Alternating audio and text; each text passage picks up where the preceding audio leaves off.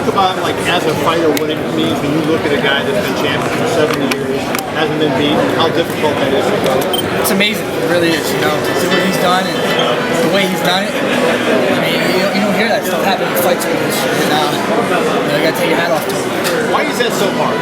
You would know as well as anybody because you fought a lot of top guys. Why is that so hard to keep going? It's just so many different ways to lose, you know, injuries, getting bored as a champion, someone like himself, you know, and just the fact that you punch, you hit with submission, you have a bad weight cut, you get sick, it can be an amazing thing. So to stay perfect like that is incredible.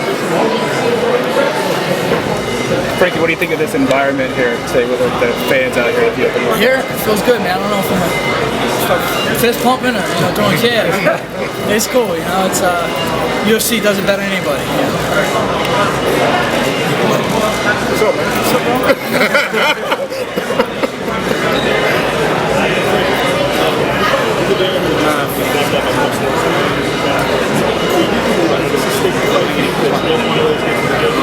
Of course, man. I want to go up there and make no bones about it. I was a winner. I love not to go to the judges. You know, I prepare for wars because I tend to be in them. But yeah, definitely stays there.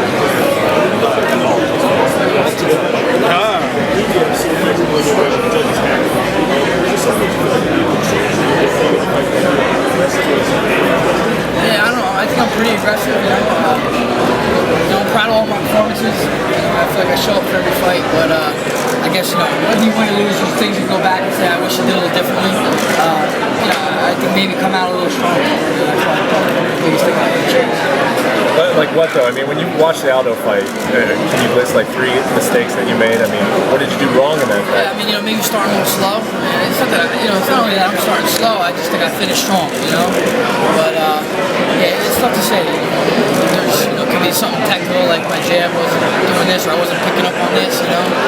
I mean, when you get to this stage in your career and you know your game is not complete, but it's well-rounded, it's developed. I mean, what are you really trying to work on? I mean, are you trying to develop things like the punching power? I mean, at this stage of your career, I mean, you kind of know what to do at this point. I feel if you can improve on anything, even a percentage point, you know what I mean? It's gonna help, especially at this level. You know, the guys, everyone's good. You know, no easy fights in the UFC. So you know, I'm in the gym a lot. I feel like I improve in between fights, and I think that's why I'm able to be so competitive against the best guys. You know, I put myself in situations where, you know, okay, maybe I didn't win, but could have went my way. And I think that's kind of, you know, the work you put in. How does it feel being a 3-rounder? The first time in a long time. Yeah, I mean, it's nice, you know, it's maybe a little easier on my body preparing for this fight, you know, as far as sparring rounds go during the school camp. But, you know, I welcome the 5 rounds because it means you're fighting for a title or you're in that.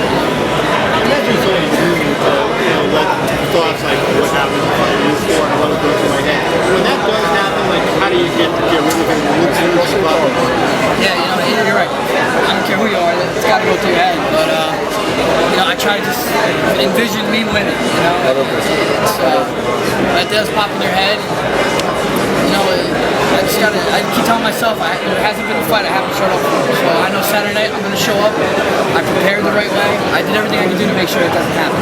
How did you feel having Edson and Barbosa on this card? You guys trained together. Has that been beneficial to you again? For sure. You know, Edson's been with us the past couple camps, and I feel he's, you know, a missing piece for me. He brings a different style to have to deal with. And, you know, training alongside someone fighting the same night as you, it's motivating. You guys push each other. Does his style help you against a guy or benefit you against a guy like Oliveira? I think it does. You know, I'm trying to come from a Muay Thai background. You know, I think Edson's on a very, very high level there. So if I can, you know, somewhat deal with it with him at the highest level, you know, it's only going to help me in dealing with guys that are similar.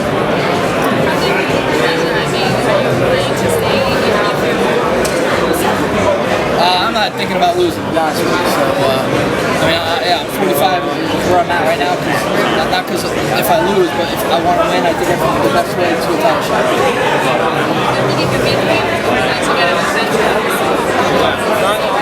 Yeah, you know, I don't know. The UFC kind of, it's funny how they do things. If I get excited off the title shot, I'll take it. If I can lobby for it, probably. I mean, that's what I want. What was the most difficult loss of the 3? You know, man, you know what I mean? It's all same. Yeah. losses. I remember losses from when I was in high school wrestling. You remember those probably more than the wins. Yeah.